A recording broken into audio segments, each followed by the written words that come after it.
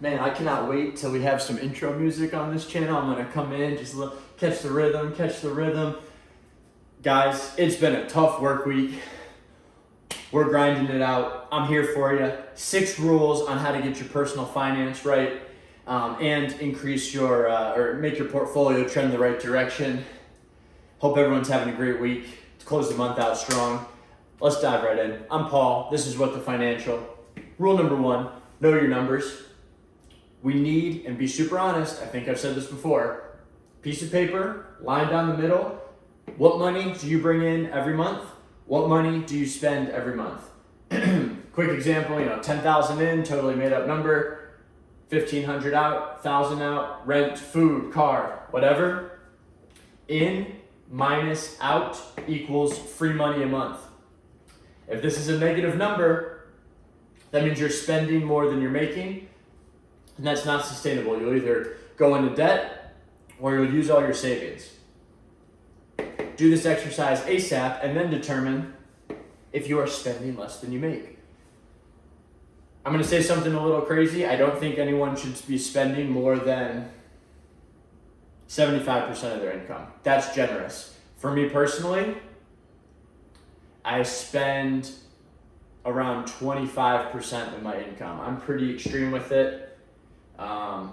I've taken a lot of steps to try to make more, and then I've kept my expenses flat. So the 25%, basically what happened is I found my bare minimum that I needed to live, and then I increased my income to get there. But this is super important. If you're not spending less than you make, you're not saving, you're not investing.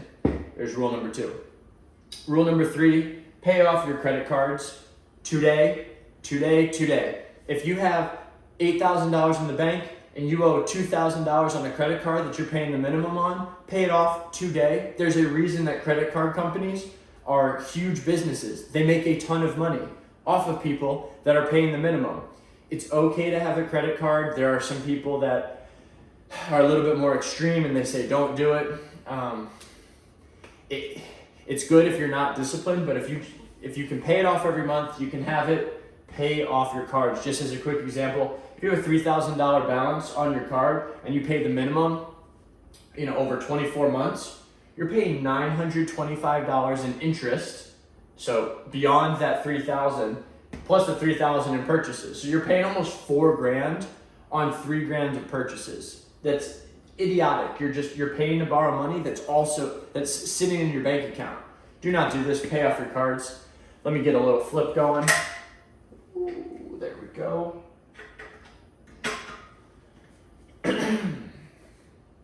Rule number 4, invest your $100,000. You've heard me say this. This sounds like a huge goal, probably for some. Maybe some of you are already there. Congrats if you're in your 20s and you've invested $100,000. Put it in your index fund, VOO. It's low fees. You never have to look at it. You never have to worry about buying and selling.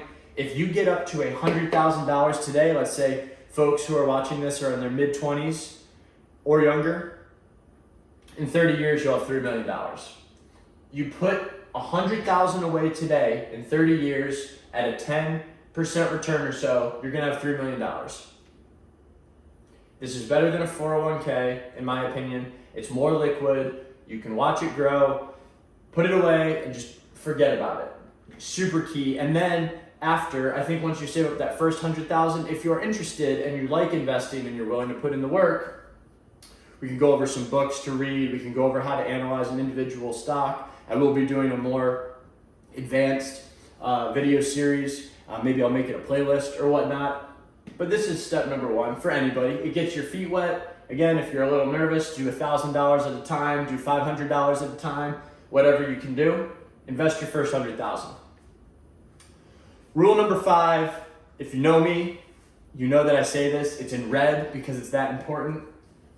What you can buy is not necessarily what you can afford. Let me say it again. What you can buy is not equal to what you can afford. If I have $100,000 sitting in the bank, can I afford an $80,000 car? No. Can I buy it? Technically, yes. But I cannot afford it. Use ratios in your life to determine what is reasonable or not reasonable. For example, you should never spend probably more than 10% of your net worth on a car, okay?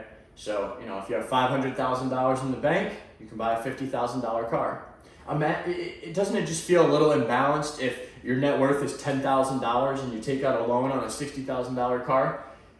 It'll just put you behind. Car is one example. Again, you have $10,000 saved up in the bank and you go buy a $2,000 handbag, you just spent 20% of your net worth on a handbag. I like all that stuff. I love cars. The designer stuff's great. Just keep it balanced. Do the work on the front end and it will be smooth sailing on the back end. What you can buy is not necessarily what you can afford. Rule number 6, read, read, read.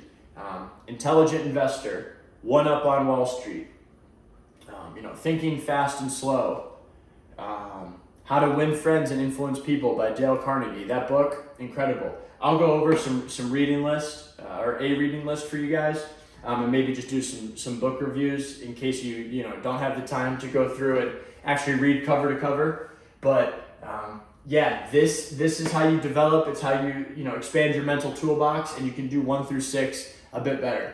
I'm gonna keep it super short today. I hope this is helpful. I'll see you guys next week, and hope you have a great rest of your weekend. Thanks, everybody.